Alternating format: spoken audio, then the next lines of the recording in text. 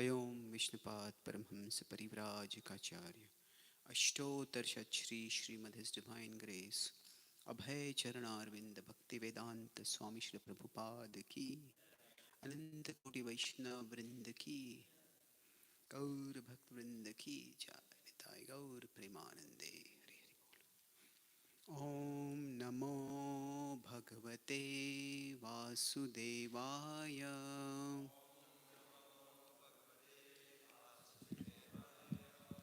Om Namo Bhagavate Vasudevaya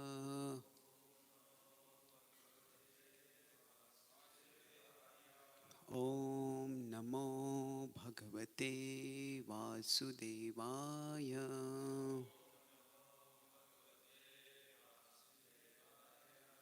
Granthra Srimad Bhagavatam, Canto 3, Chapter 14, Text 12. Athopasprushya salilam Pranan ayamya vagyataha ध्यायञ्जजाप विरजम् ब्रह्मज्योति सनातनम् अथोपस्पृश्य सलिलम् प्राणान् आयम्य वाग्यतः ध्यायाञ्जजाप विरजम् ब्रह्मज्योति सनातनम् अथोपस्पृश्य सलिलम् ध्यायाञ्जजाप विरजम् ब्रह्मज्योति सनातनम्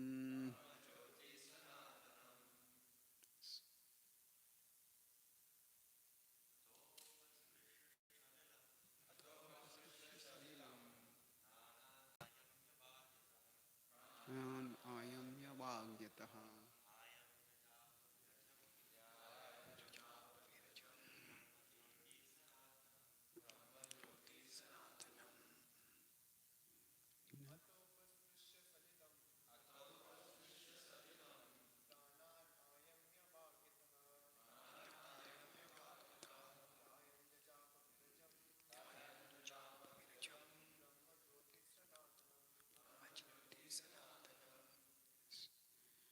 Athopis Vaishnavis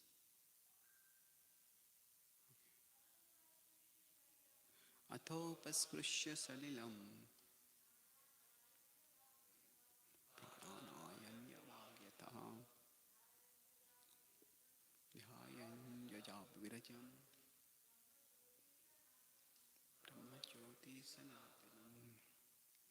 So, synonyms: Atha, thereafter; Upasprushya, touching or taking bath in water; Salilam, water; Pranan Ayamya, practicing trance; Vak Yataha, controlling speech; Dhyayan, meditating; Jajab, chanted within the mouth; Virajam, pure; Brahma, Gayatri hymns; Jyotihi, effulgence; Sanatanam, eternal. Translation and purport by His Divine Grace, A.C. Bhaktivedanta Swami Srila Prabhupada. Translation: Thereafter, the Brahmana took his bath in the water and controlled his speech by practicing trance, meditating on the eternal effulgence and chanting the holy Gayatri hymns within his mouth. Purport: As one has to take bath after using the toilet, so one has to wash himself with water after sexual intercourse, especially when at a forbidden time. Kashyap Muni meditated on the impersonal Brahmajyoti by chanting the Gayatri mantra within his mouth. When a Vedic mantra is chanted within the mouth, so that only the chanter can hear, the chanting is called japa. But when such mantras are chanted loudly, it is called Kirtan. The Vedic hymn, Hare Krishna, Krishna Krishna, Hare Hare, Hare Ram, Ram Ram, Hare Hare, can be chanted both softly to oneself or loudly. Therefore, it is called the Mahamantra or the great hymn. Kashyap Muni appears to be an impersonalist. Comparing his character with that of Thakur Haridas, as referred to above, it is clear that the personalist is stronger in sense control than the impersonalist. This is explained in Bhagavad Gita as Param Drishtva Nivartate. That is, one ceases to accept lower grade things when one is situated in a superior condition. One is supposed to be purified after taking bath and chanting Gayatri. But the Mahamantra is so powerful that one can chant loudly or softly in any condition, and he is protected from all the evils of material existence. Can you connect that to my laptop? Will it reach there or you will? I'm just wondering if the cable's correct. This is a lightning. So you have Windows? I will do so. I didn't get an HDMI cable. Sure, take your time. If you don't have, then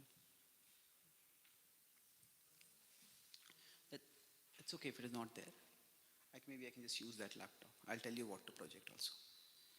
Let's start. Om Jnanatimidandhasya Jnananjanashalakaya Chakshurunmilitam Yena Tasmai Shri Gurave Namaha Nama Om Vishnupadaya Krishna Pristhaya Bhutale Srimate Bhakti Vedanta Swami Iti Namine Namaste Saraswati Deve Gauravani Pracharine Nirvishesha Shunyavadi Paschatya Deshatarine Vancha Kalpatarubhyascha Kripa Sindhubhya Evacha Patitanam Pavanebhyo Vaishnavebhyo Namo Namaha Jai Shri Krishna Chaitanya Prabhu Nityananda Shri Advaita Gadadhara Shrivasadi Gaura Bhakta Vrinda Hare Krishna Krishna Krishna Hare Hare Hare Rama Rama Rama Hare Hare. Hare Krishna. I'm grateful to be here with all of you today. And just one question.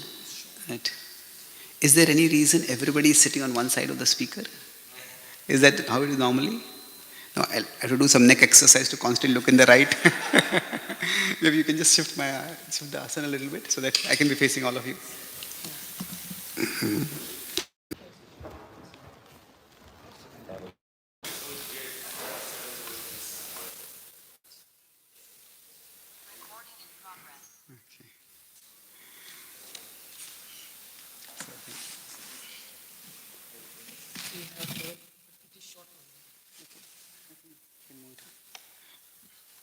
Thank you.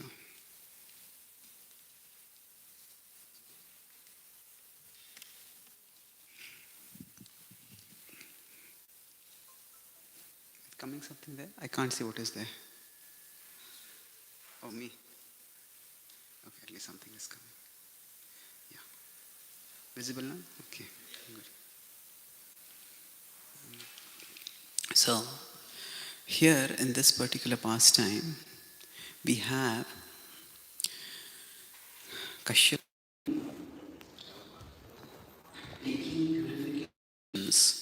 after he has succumbed to the pressure of his wife to unite at an appropriate time. And I will take the broad topic of purification. So he does some actions for purification. He chants mantras and he cleanses himself with water. Salilam Asprishya. So, what is purification and how does purification happen? That's the broad topic I'll discuss. So, generally, when we talk about purification, there is cleanliness and there is purification. Cleanliness is generally considered more external or physical. Our surroundings are clean, our body is clean. And purification, purity is generally considered more internal. Or we could say that if you want to use purification in more inclusive sense, There is an external dimension of purification is cleanliness. And internal dimension of purification is the clearing of consciousness. Prabhupada says this is the cleansing of consciousness. Cheto darpana marjanam. So now cleansing of consciousness, what does it mean? Krishna uses the word for the pure devotee or the aspiring pure devotee as Mai arpita mano buddhir. That their mind and intelligence is dedicated to me, it's offered to me. And that he considers as the pure state of bhakti. So I will use one visual to illustrate this journey. So you start from the right bottom and we move to the clockwise or anti-clockwise to the left, to the top, right top. So we have failure without struggle. This is the most impure stage, where somebody is so impure that they don't even know that they're impure. So their mind proposes some idea and their intelligence goes along with it. Then there is failure with struggle. Here the person at least understands this is impure and the intelligence says, so no, we shouldn't do this. But the mind overpowers. The mind drags the intelligence and the intelligence is pulled along. Then there is success with struggle. That means the intelligence understands this is impure, I will not do this. The mind says, no, I want to do it. No, you will not do it. And the intelligence drags the mind along. And then there is success without struggle. So broadly speaking, this is the stage of purity, where the mind itself stops resisting. And then we move forward smoothly, relatively speaking, in our spiritual life. So based on these 4 stages, where is Kashyap Muni right now? Yes, failure with struggle. Yes. He tried to persuade his wife. Now this, you want? Yes, I'll give you a child, but not right now. But when she pressured, he couldn't resist.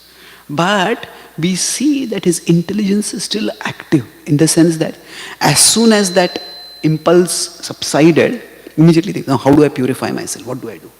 He is meditating on spiritual truths, he's chanting mantras. So at this stage, the intelligence is active but not strong enough. So I will broadly correlate these 4 stages with 4 verses from the Bhagavad Gita, or in fact 4 metaphors from the Bhagavad Gita. And then we'll discuss how we can progress in this journey from whichever stage we are, toward the stage of success without struggle. Okay? So let's begin. So the stage of success or failure without struggle, Krishna describes it in the verses 13 to 15. Most of us know these verses, so maybe should we recite them together? Well, that's a simple Gita. If you don't know, we should be able to recite them. Idam adyamaya labdham imam prapse manoratham idam asti idam apime bhavishyati punardhanam asau maya hatah shatrur hanishye chaparanapi ishvaro aham bhogi siddho aham balvan sukhi adhyo abhijanvan asmi konyosti sadrusho maya yakshe dasyami modishya ityajnana vimohitaha. So here the metaphor that Krishna uses is manoratham. He says the chariot of the mind. And now this is slightly different from the common metaphor that we have. That is the chariot body metaphor, where the body is compared to the chariot. And in that metaphor, what is the mind? The reins. But here Krishna is referring to the mana as the ratha. That means we as souls are situated in the chariot of the mind. And are we in control of it? Well, not necessarily. Here Krishna is saying that the mind comes into desires. Let's do this. I'll gain this wealth and I'll gain that wealth. And not only do we just go along with that, he says, actually, asau maya hatah shatrur hanishye pacha paranapi. See, there is a difference between temptation that we succumb to and temptation that we invite. So, or we plan and scheme about. So in that case, what happens is, there is some temptation and somebody just succumbs to it. That means, okay, there is I have decided to regulate my diet. But I see some delicious food and nobody is there. I just pick it up and eat it. That's one thing. But somebody plans, okay, I will speak this lie and this is how I'll get this and then I'll do that and I'll do that. And then there is a lot of intelligence involved in covering one's tracks. So that is where the intelligence has been taken over by the mind. And at the end of it, why I said this represents success without struggle is, if you see, the person is planning, asau maya hatah shatru. I have killed this enemy and I'll kill that enemy also. That person is not just greedy, they're not just covetous, oh I want more wealth. That from being covetous, that person becomes murderous. I'll kill anyone who comes in the way of my attaining my goals. But then at the end of it, there is no remorse. See, the sense of remorse, the sense of, oh, I did something wrong, that comes from our intelligence. And here, at the end of it, what the person feels? Siddho aham balwan sukhi, ishvaro aham bhogi. So just see how clever I am, how perfect I am, that I succeeded in my schemes. So even if one's schemes are immoral and devilish, when the intelligence is not just, we could say, weakened or defeated, but here the intelligence is conscripted. Intelligence goes along with the mind. And that is a stage where if there is a struggle, the struggle is only to fulfill the desire. It is not to restrain the desire. So this is a metaphor where we can say the mind is the chariot and the intelligence, instead of controlling the chariot, is going along with the chariot. Let's go. The intelligence may even, we could say, embrace and expand the mind's ideas, the mind's propositions. The mind may come, oh, let's do this. Oh, how can I do this and get away with this? So that's the most dangerous state to be in. And Krishna talks about this, Indriyani manobuddhir asya adhisthana muchyate.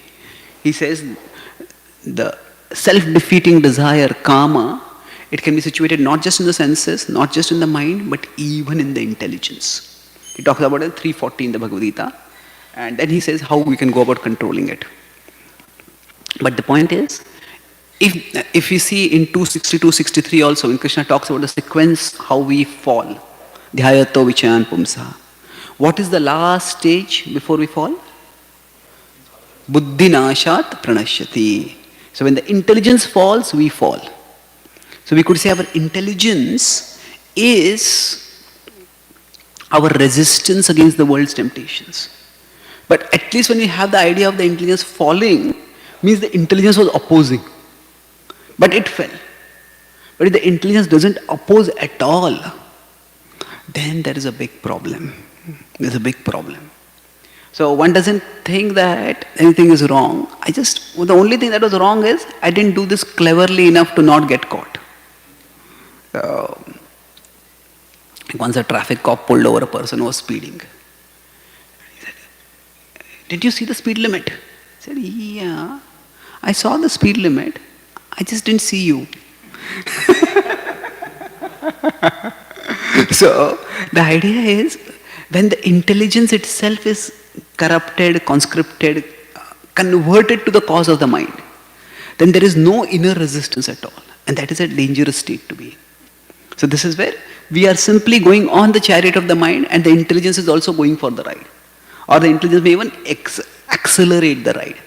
This is the first stage, success, failure without struggle. And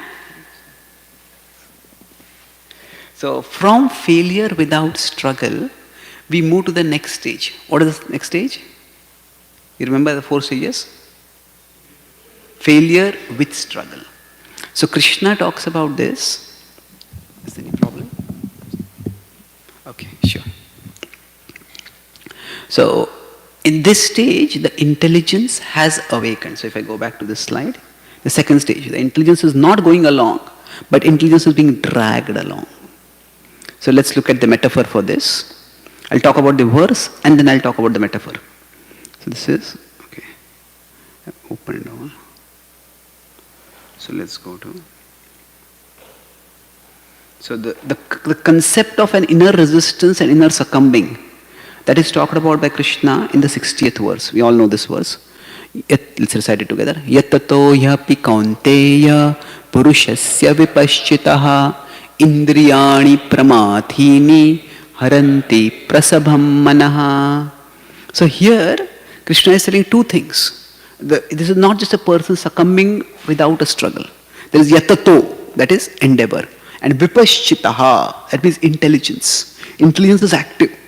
With the active intelligence, with a discerning intelligence, a person is trying to restrain the senses. But indriyani pramathini. The senses are very strong. The senses drag the mind and the mind drags the intelligence and the consciousness along. Haranti prasabham manaha. And now this is illustrated by Krishna in the 7 verses after that, when he says this verse.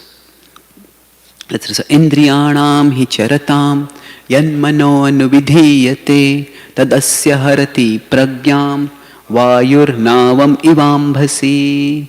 So, the example is just as a boat is swept away by a wind, similarly, we may get swept away.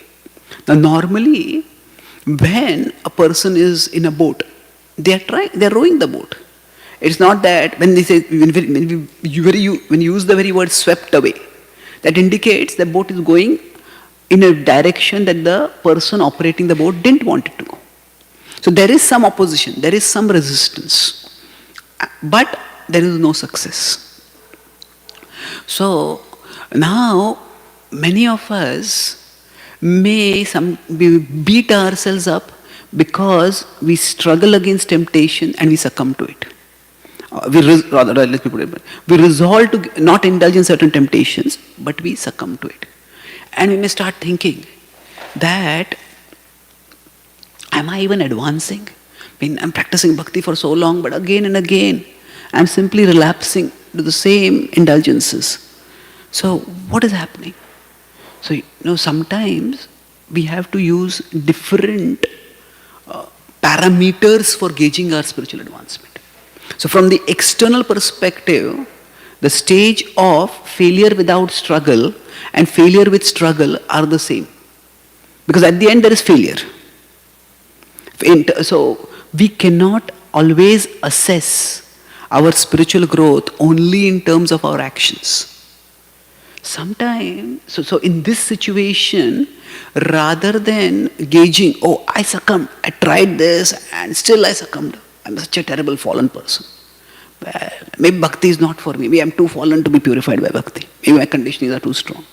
Yeah, conditionings may be strong. But the fact is, we need to focus at that time not so much on the change of our actions as the change of our intentions. Change of our intentions. If our intentions have changed, that itself is a sign of spiritual growth. So our actions may not have changed till now. So that means that I may still be succumbing to that particular temptation. But if my intention is not to succumb to that temptation, I am planning, I am resolving, I am endeavoring, but I am not still succumbing.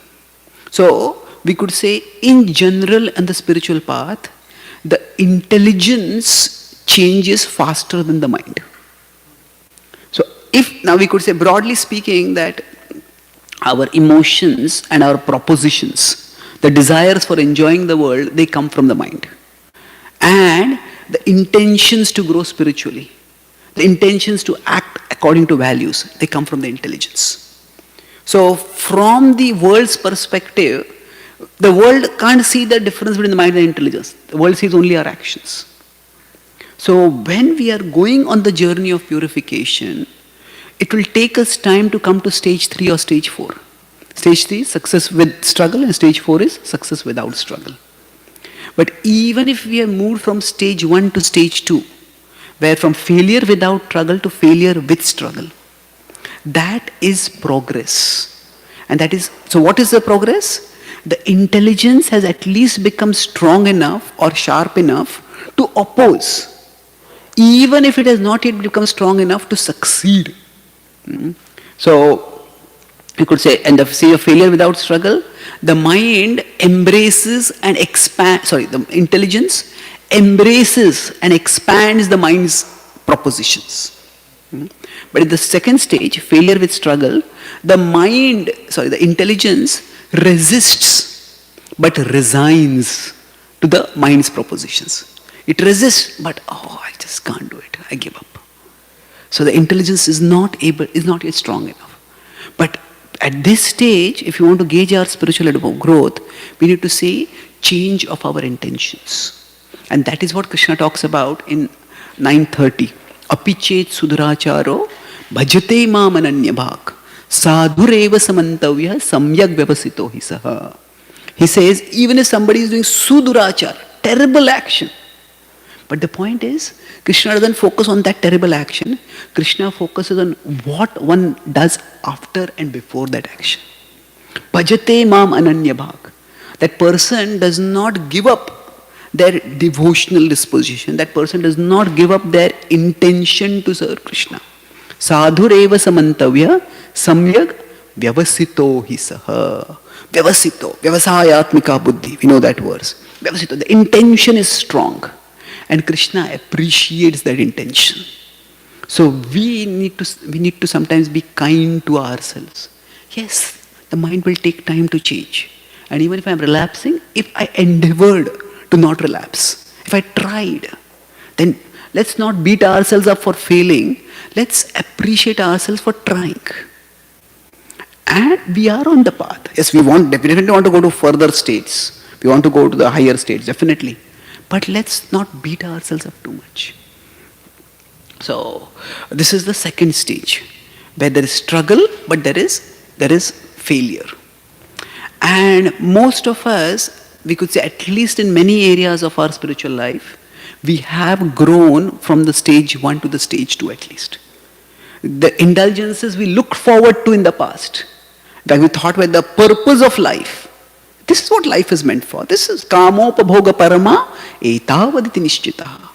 The materialistic world teaches us that enjoying our senses is the purpose of life. At least that is not where we are. So we are growing.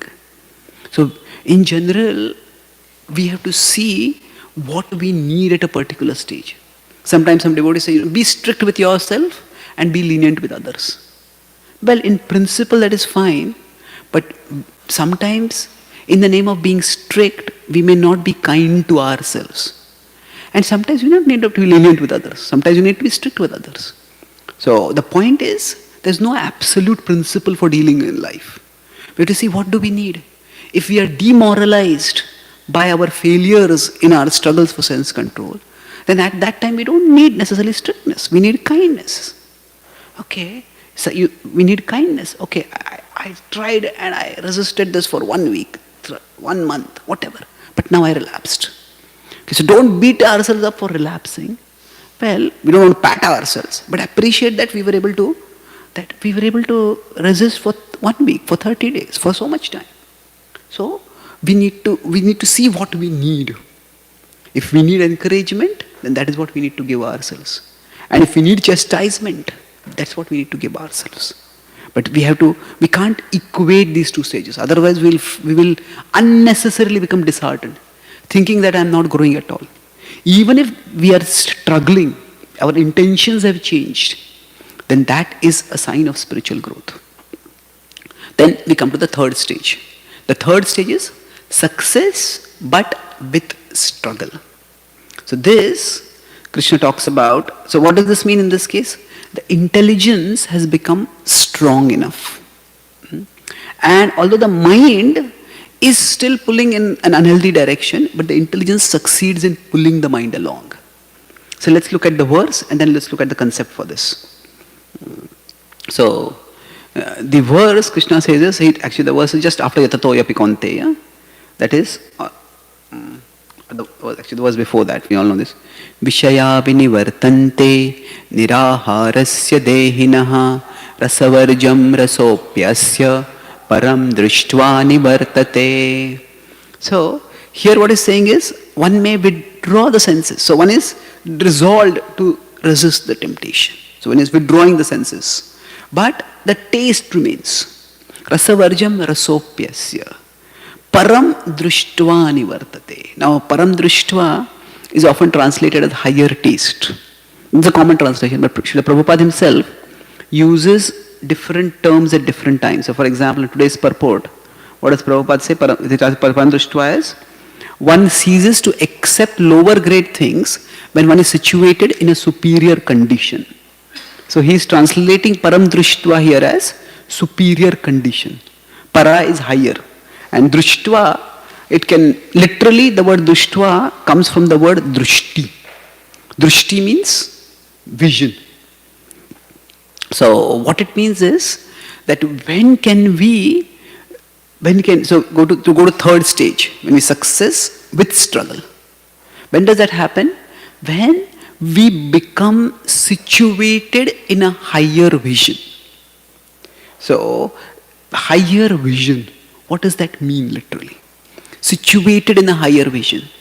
So we all have eyes by which we see things. So we have that vision. But we have an inner vision. And that inner vision focuses on certain things. Say for example, if somebody wants to lose weight. Let's take a common example of a challenge which everybody faces. Now, if their inner vision is fixated on all the food that they can't eat. Oh, I can't take any desserts, I can't take any fried food, I can't take pizza, I can't take this, I can't take that. Then if their inner vision is fixated on that, so it is not param drishtva, it is aparam drishtva. And when the inner vision is fixated on that, they are going to succumb sooner or later. But if their inner vision shifts to something else, okay, I want to be healthy, I want to be fit. I don't want to be carrying such a big load of weight around my body. So if their vision is fixated on how healthy and fit they can be, the inner vision needs to shift. Even after, then what will happen is param drishtva nivartate. Then they will become steady. If our inner vision is fixed on what we will be losing when we resist temptation. Oh, I'll lose this pleasure. How can I give up this pleasure? How can I live without it? If our inner vision is going to be fixed on what we are going to lose, then we are going to lose. Not lose that pleasure, lose our resolution to resist that pleasure. So we need to shift our vision to what we are going to gain. That's why this higher vision can mean higher pleasure or higher taste, as it is often translated. But that higher vision can also mean higher purpose. So it can be higher pleasure. Somebody has experienced the higher taste. Then they have no allurement toward the lower taste. But then the question comes, if I don't have the higher taste right now, then what do I do? Well, we can say, maybe I don't have the higher taste right now, but I have experienced higher taste in my life. We all have, we participate in kirtans, had some beautiful darshan, have had some spiritual experiences at our level. We have experienced some higher taste. So if that higher taste becomes our driving purpose, this is what I want to achieve. So even if we don't have a higher pleasure right now, we don't have access to higher pleasure, we can always have access to higher purpose. And if we become fixed in higher purpose also, we can resist the lower desires. Say, sometimes people say, I just can't give up eating unhealthy food. I can't give up eating unhealthy food. But then they get one heart attack. A doctor says, now, you have to stop eating red meat. You have to stop eating fatty foods. And the next day, yes, I'll do it. They give it up. Why? Because there is one purpose of pleasure, but there is another purpose of survival. Well, I want pleasure, but not at the risk of losing my life. So in that situation, survival becomes a higher purpose for them. Survival is not a very high purpose for existence. But relatively speaking, I want pleasure, but I don't want to risk my life for gaining pleasure. So we all have this capacity. not just from a spiritual perspective, but even from a material perspective, we can situate ourselves in a higher vision. And when you situate it, so higher vision can mean higher pleasure or it can mean higher purpose. And so this concept is illustrated in another metaphor in this section. Krishna uses one metaphor for the failure in controlling the senses. That is, the boat getting swept away. And then he uses another metaphor for succeeding in sense control. Success with struggle. This is the one. So let's recite this verse together. Apuryamanam achala pratishtham samudramapah pravishanti yadvad tadvad kamayam pravishanti sarve sashantimapnoti na kama kami. So here the metaphor itself is easy to understand. But how the metaphor applies to us may be a little difficult to understand. The metaphor is that when a river flows into an ocean, the ocean does not get disturbed by it. The ocean water doesn't overflow out, go all over and go towards where the river came from. So now what does this mean literally? So the last word is a good indication for that. Na kama kami. So it's an interesting phrase, kama kami. We can say kam means desire, kami means desirer. So do not be a desirer of desire. Now what does this mean literally? That means that the desire may come up as a proposition, but don't accept that proposition. The desire comes in, but I won't accept it. So now so going back to our image here, kama kami. So the kama will come from the mind.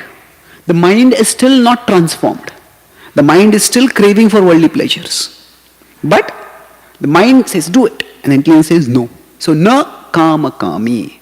So generally we think of desires as flowing outwards. I see some food item, I desire to eat it. But Krishna is saying desire can also flow inwards.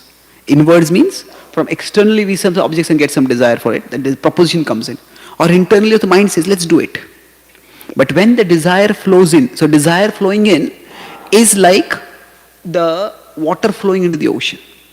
But the intention going out, that is kama kami. Do not become a desirer of desire. And how can that happen? So to understand that, let's try to analyze this metaphor a little bit. So if instead of an ocean, we have a small puddle, then water that flows into the puddle will cause the puddle to overflow. If a river flows into the puddle, and then the water will flow in all directions, there will be disruption. So similarly, if our consciousness is like a puddle. Now what do we mean by a puddle over here? That either our understanding of life is very small, our understanding of life's purpose is very small. What is the purpose of life? Or to enjoy pleasure. What pleasure? Or sensual pleasure. Then I'm studying, but somebody just says, okay, let's go and watch a movie. Yeah, let's go and watch a movie. Life is meant for enjoying. I'm dieting, but somebody says, hey, let's have some food. Let's have a feast. Yeah, let's have a feast. So, if our understanding of life's purpose is very small, then it's like a puddle. So, when it's like so now we may not have oceanic satisfaction that can come when we are swimming in Bhakti Rasamrit Sindhu. When we are swimming in the nectarian ocean of devotion, that time our consciousness will be like an ocean because we are experiencing oceanic satisfaction in Krishna. But even if we don't have that, I said Param Drishta means two things. Higher pleasure and also higher purpose. So if we have dedicated ourselves to a higher purpose, not just nominally external, but internally we have committed ourselves to a higher purpose, then even if temptation comes, we will be able to say no to it. And there is a pastime Srila Prabhupada where, he was once asked that, why all these thousands of people are offering obeisances to me. So Prabhupada himself asked the question, and Prabhupada paused, the devotee said, Prabhupada said, I have no lust. And then Prabhupada paused. He says, I have no time for lust. I have no time for lust. What does it mean? Prabhupada was so fixed in a higher purpose that that purpose consumed his consciousness. And because that purpose filled his consciousness became like an ocean. See, we all have this capacity to resist lower pleasures when there is a higher purpose. Say, if we are eating a feast and suddenly, maybe some friend or someone who's close to us, they slip and fall and they injure themselves. Now we want to eat the feast, but immediately we'll get up. Hey, are you injured? Can I help you? We'll help the rice. Why? Because there's a higher concern over there. Enjoying food is nice, but if somebody is injured, I want to help them. So that higher purpose can help everyone. That higher purpose can enable us to actually resist lower pleasures. So many times in our struggle against temptation, we fixate too much on why do I keep getting these desires? When will those desires go away? And yes, as aspiration we can think about it, but we need to focus more on strengthening our intelligence than weakening our mind. Because we don't have any direct means to weaken the mind. The mind has its conditionings, and those conditionings will take their own time for purifying. So if we think, I should not get this desire, I should not get this temptation, well, it may not happen. It may not happen very soon. And that's why we focus more on strengthening our intelligence, not weakening our mind. Sometimes what happens is, when our mind overpowers us, say we are in the second stage, failure with struggle. At that time, we become so discouraged, we struggle and fail, we struggle and fail, we struggle and fail, and we think I will never change. So, I was talking about the I have finally developed renunciation. He said, oh really? How did you develop renunciation? He said, I have developed renunciation toward renunciation. I have decided I will never be able to give up this conditioning. So I have decided to give up the effort to give up this conditioning. No, that is not a good state to be in. That is, you could say, unhealthy renunciation. So rather than, we can't really change our mind. We don't have that control so much. Because we don't know how deep the conditionings are. And different people may have different levels of conditionings. So Krishna says, be ready to tolerate the propositions of the mind for the rest of your life. In 523 he says, so this stage is also talked about in 522 and 23. 523 he says, Shaknoti haivaya sodhum prak sharir vimokshanat kama krodhodbhavam vegam sayuktah sasukhi naraha. So he says, Shaknoti haiva, if you can tolerate what? Sodhum. If it is possible to tolerate, sodhum, tolerate.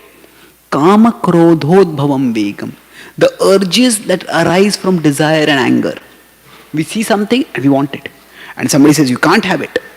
Or even our intelligence says, you can't have it. Who says I can't have it? We get angry about it. He says, Krishna says, Prak sharir vimokshanat. Prak sharir. As long as we have the body, such propositions will keep coming. Because to some extent they are just biological. If we see some food, saliva will get secreted. To be at the level of Shukdev Goswami, where sugar was put on his tongue and there was no saliva, even. That is a very exalted stage. So we don't have to be too hard on ourselves. So rather than worrying too much about why my mind is not weakening, because that is not in our control. What is in our control is strengthening our mind.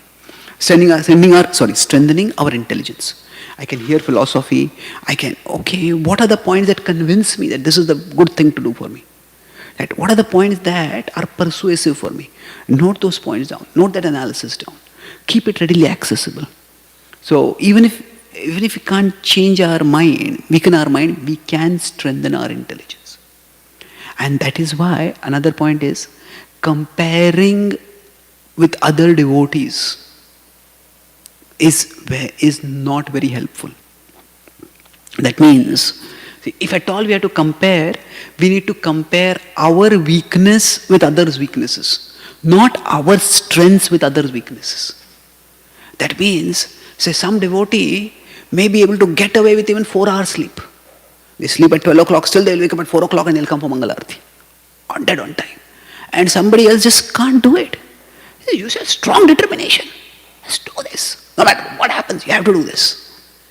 Now, that same devotee who's not, somebody is not able to do that level of austerity, they may start thinking, you don't have enough determination, you don't have enough willpower, you're just not serious enough in bhakti. But no, maybe their conditioning with respect to sleep may be very strong. And for this devotee, they may be able to very easily get away with restrained amount of sleep. But then, that devotee may have anger issues. That devotee, whenever somebody things don't go their way, they may just yell, they may just speak harsh words or raise their voice. And they may resolve, I don't want to get angry. But they struggle and they succumb. So if you want to compare, don't compare, I can wake up, why can't you wake up? Well, just as for me, resisting anger is difficult, maybe for this devotee, resisting sleep is difficult. So if we want to really be compassionate, then compare our weaknesses with others' weaknesses, if we are guides.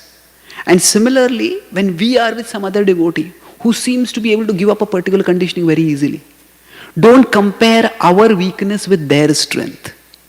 That will simply we can either beat ourselves up through comparison, or we can beat others up with comparison. So if at all you want to compare our strength with their strength. So maybe, I can't get away with 4 hours sleep. But I can fast easily on Ekadashi. That devotee sleeps less, but that devotee can't fast on Ekadashi. That devotee struggles. So we need to be kind to ourselves and encourage ourselves. So some devotees may have very little conditioning in a particular area and they can give it up very easily. And some other devotees may have a lot of conditioning in that area. So we can't predict in advance how long it will take for us to rise from this stage of failure with struggle to success with struggle. Some devotees may rise very fast in one area. We may rise fast in another area. But we may rise very slowly in another area also. So we need to be understanding toward ourselves. Be patient, be encouraging.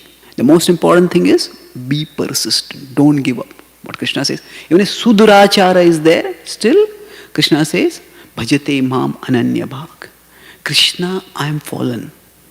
That is something which you often say when we are practicing Vaishnava humility.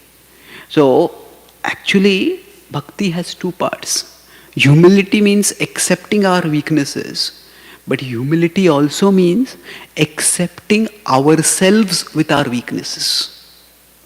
I accept that. I don't pretend to be pure when I am not. I accept my weaknesses. But another part of humility is also accepting ourselves with our weaknesses. I can't condemn myself. I can't reject myself. If I can't accept the way I am right now and continue practicing bhakti, then that is a sign of lack of humility. That is frustrated ego. How is it frustrated ego? I want to be pure, but I'm not pure, so I beat myself up. Well, no, humility means accepting ourselves as we are. Not that I will stay as I am. I am on the path. How well I can advance, that may vary. So accepting ourselves is important. That is also a part of humility. And the last stage is where there is success without struggle. Where the mind itself stops opposing. Generally when we use the word purification, this is the stage where the mind stops proposing things to us. That's the stage of purification. So for many of us, we may have been indulging in certain pleasures in the past. Maybe some of us used to take alcoholic drinks, maybe some of us used to take meat. Now, most of the time, if we are driving in a plane somewhere, and they serve alcoholic beverages or they serve meat, we don't even feel tempted by that. Although we might have indulged in that in the past. So there is success without struggle.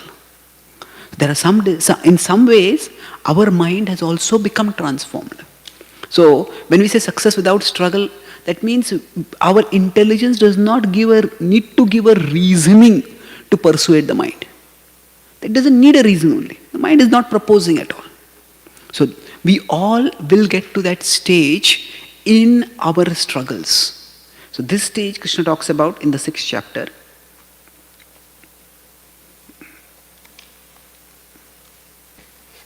So the 19th verse. Yatha deepo nivatastho. You can see? Ningate sopama smrita. Yogino yata chittasya. Yunjato yogamatmanaha. So he's saying here, just as a lamp, deepa, ni vatastho. Vata is wind. When it is situated in a windless place, nengate, it will not even flicker because there is no wind over there. Sa upama smruta. Think of this as a metaphor. Remember this as a metaphor. Yogino yata chittasya. For that yogi whose consciousness has become purified. Essentially what it means is their mind has become purified. Then yunjato yogamatmanaha. Their consciousness becomes fixed on the soul. It means fixed on the, not just they think constantly about the soul. Thinking that is one way, but they're fixed on acting spiritually. They're not deviated. So this is the stage of success without struggle, where the wind of temptation doesn't come at all. The wind has been used twice. Earlier it was used with the boat. Vayurnavamimambasi. So sometimes the wind can be so strong that even a boat can be swept away. But sometimes the wind can be so weak that even a lamp does not flicker. So we all will get to that stage gradually. And when we get to that stage, that is the stage of purity. That is the stage where our purification is complete. And while that stage is our aspiration, if we are not there, that does not mean that we are not progressing. Even if we are going from stage 1 to stage 2, from failure without struggle to failure with struggle, or failure with struggle, or from failure with struggle to failure or success after struggle, we are progressing. If we keep only the stage 4 as our standard, then we will think that we are not progressing at all. So we need to have multiple parameters. It's like if we are rowing in an ocean. If we are rowing in an ocean, no matter how much we row, the ocean seems to be there all around us. It's just not ending. And sometimes our struggle against our temptations can seem like that. I'm rowing and rowing and rowing, and still there is no shore in sight. Is it of any use at all? So at that time, we can't rely on our sense perception alone. Maybe we have a compass, we have a map. Okay, I was 100 kilometers away from the coast, now I'm 85 kilometers away. Still all around me there is water only. But I have moved closer. So similarly, if we just keep, when will I be at the level of success without struggle? That's like keep measuring our progress solely by, is the coast visible or not? Is the coast visible or not? Well, the coast may not be visible for a long time. So we cannot have, yes, that the coast is our goal. The coast, success without struggle is where we want to go to. But if we rate our spiritual progress only by that, we'll soon become discouraged. I've been rowing for so long, the coast is not even visible. What is the use of rowing? But we need other parameters. So this fourfold framework, based on these 4 metaphors, can help us encourage ourselves when the lack of external success might discourage us. And in this way, we all can progress on the journey toward purification. So I'll summarize. I spoke today about how Kashyap Muni succumbed, but then he is recovering, he's purifying himself. And to understand this, his stage, where he is, we talked about the 4 stages. What are the first or the lowest stage? Anyone remember? Failure without struggle. That means the mind proposes and the mind, so the intelligence embraces and expands on the mind's proposal. So we are like seated on the chariot of the mind and the intelligence is going along for the ride. The second stage was failure with struggle. Yes. And what was the metaphor for that?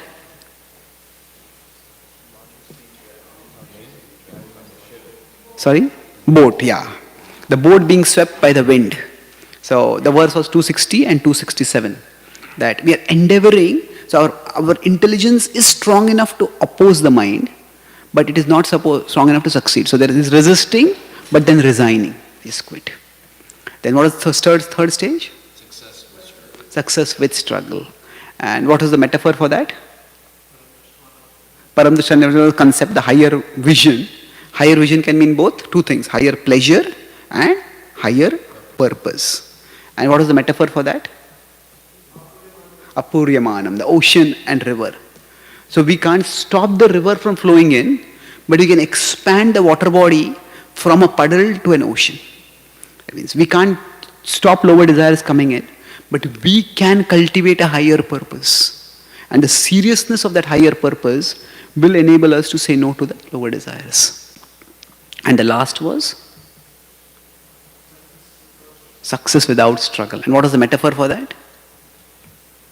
Yes, lamp in a windless place. So that is the stage where our mind itself has become transformed. And we could say the mind embraces, it's opposite, the mind embraces and expands on the intelligence instructions, intelligence guideline, intelligence intentions. So we need to, don't just to evaluate our spiritual advancement, don't compare our strengths with others' weaknesses or our weaknesses with others' strengths. We can't really control when our mind will change. So don't obsess over weakening the mind. Focus on strengthening the intelligence. And strengthening the intelligence. And see success not just in terms of change of actions, but also in change of intentions. And see success not just in terms of reaching the shore of the state of struggle, success without struggle, but by the other parameter. I'm going closer to the shore. So how much is the struggle? How successful is the struggle? That way, we can encourage ourselves in this journey toward purification. Thank you very much. Hare Krishna. Are there any questions or comments? Yes, Prabhu. So you were talking about, and you just mentioned at the last point how we shouldn't focus on like dwindling the mind or beating the mind, but we should more focus on increasing our intelligence, and then that will influence it. So I was wondering if you could maybe, how does the mind get in such a bad position, and how does increasing the intelligence end up swaying the mind? Because you were saying that there's no direct tools to influence the mind. So I was just wondering maybe what is actually affecting the mind? Okay. Now I'm not saying that there are no direct tools to influence the mind. What I said is, we can't control how long the mind will take to change. They're two different things. We can't control how long the mind will take to change because we don't know how much is the conditioning in the mind. But what does happen is, with our intelligence, if we persist in doing what is good, what is right, then that also gives us a positive experience. Say, if somebody has decided to diet and they keep succumbing to overeating, but sometimes they manage to don't overeat. And then they feel, I feel so much energy, I feel so much vibrancy, I'm able to do so many more things, I'm feeling fitter, healthier. And that experience, hey, this is what I would like more. So, the mind is not so much influenced by reason as by emotion, or by, we can say, emotion-filled experience. So that's why what we can do is, with our intelligence, we do the activity, even if the mind is not going along. And then when we do the activity, we do experience something higher. And that higher experience convinces the mind. So the mind is like a child. Throughout when I was talking about this, we can't always treat the mind like an enemy. Why? Because although the mind can act like our enemy, we have to live with the mind. Throughout our material existence, the mind is going to be there with us. That's why Krishna says the mind can be the enemy and the mind can be the friend also. So sometimes to recognize how threatening, how dangerous it can be, I can think about it like the enemy. But in general, it is better to think of the mind like a child rather than an enemy. So like a child doesn't want to eat healthy food. A child doesn't want to take medicine because it is bitter. But the mother somehow cajoles and compels the child to take the medicine. And after taking the medicine, the child feels, yeah, I'm healthier. And okay, then slowly the child will correlate, okay, why am I feeling better? Okay, because of that medicine. Oh, then okay. If I can feel so much better, then even if that medicine is bitter, I'll take it. So it is experience. It is emotion-filled experience. Hey, this feels good. So we may not feel like waking up in the morning, but somehow we push ourselves, we wake ourselves, and then we take a bath, we come and participate, we do our sadhana, we immerse ourselves in Krishna. Hey, this is good. Maybe that pain is worth it. So it's experience that transforms the mind. Okay? Thank you. Yes, Anand Prabhu? So thank you very much for this wonderful description of purification. I was trying to understand there are different things I've heard about purification. So one is at the end of third chapter about Krishna says about by cultivating spiritual knowledge, one overcomes the pushings of lust at mind and intelligence level. Then there is this notion of feeding the good dog versus the bad dog from Journey Within. And then what you're describing here as feeding the intelligence or strengthening the intelligence. Yeah. So this seems related, but I'm wondering if you can clarify. What is the first one? By cultivating higher, by the sword of knowledge, the end of third chapter. Okay. The concluding was the third chapter. So, with the sword of knowledge or by strengthening our intelligence, then good dog, bad dog. And the third was? Strengthening intelligence. Okay, so knowledge, intelligence, and the idea of good dog, bad dog. Yeah, okay, they are related. Broadly speaking, we can say that the good dog is like the intelligence, and the intelligence is guided by knowledge. So what is the exact difference between intelligence and knowledge? These words can mean many things. But in the Gita, when Krishna uses it, jnana and buddhi, he talks about jnana in the three modes in 1820 to 22. And he talks about buddhi in the three modes from 1830 to 32. And if you look at the context and the flow, he refers to knowledge more as perception. How do we take in information from the outer world? How do we make sense of the information in the outer world? And intelligence, he associates more with execution. So, how do we act? So, we could say knowledge is wisdom in perception, and intelligence is wisdom in action. This is not the universal meaning of these words always, but this is how Krishna uses it. So, wisdom in perception means, Krishna says, don't just see different people as different. He says, see all their differences as superficial. Below that, they're all souls. So that is wisdom in perception, that is knowledge. And intelligence, when he says, what does it mean? If we look at the 1830 verse, 1830 he is saying that one knows pravrittim cha nivrittim cha karya kare bhaya bhaye bandham moksham cha yavetti buddhi sapartha satvaki. So okay, this will cause bondage, this will lead to liberation. This is desirable to do, this is not desirable to do. So Krishna uses intelligence in the sense of wisdom in action. So both are required at one level. We need wisdom in perception. Many times we may have wisdom in perception, but we may lack wisdom in action. When I see some food, if there is a buffet being served, hey, here there is a salad and here there is a dessert. Hey, that is good for me as wisdom in perception. But as I am walking towards, somehow something seems to take my feet toward the salad, not the salad. It takes me toward the dessert.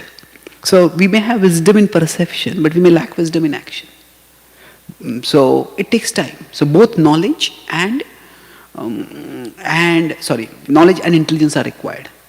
So when we says knowledge is required means that, so wisdom in perception means don't let your senses dwell on tempting objects. Yada samharate chayam kurmo angani sarvasha.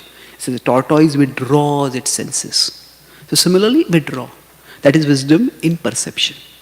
And then wisdom in action means that even if the desires come up, even if internally the desire is coming, but we will not act on it. So, in one sense, it's like if you are riding a horse, the best is cover the horse with, what is it called, blinders. So that the horse doesn't see some fruit over here, some vegetable over here and wants to go over there. So just regulate the perception itself. But sometimes the horse may see certain things and the horse may start going in that direction. Now at that time, restrain it. Use your force.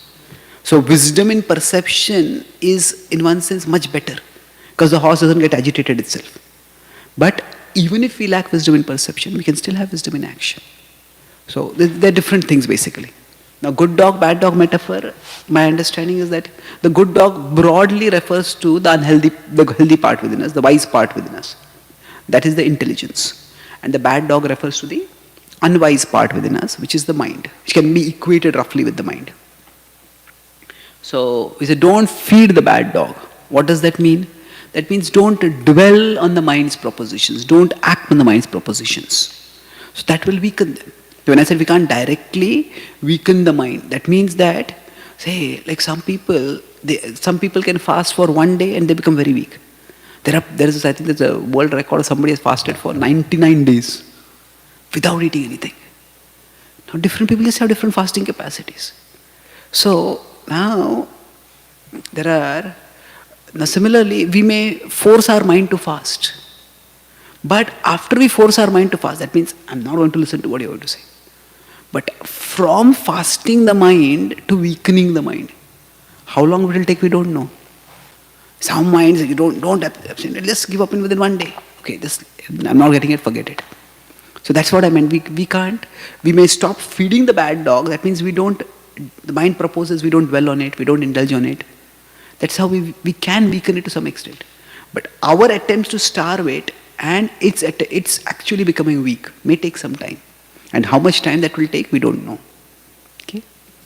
So thank you very much. Srimad Grantaraj, Srimad Bhagavatam ki, Srila Prabhupada ki, Gaur Bhakta Vrinda ki jai, Gaur Premanande.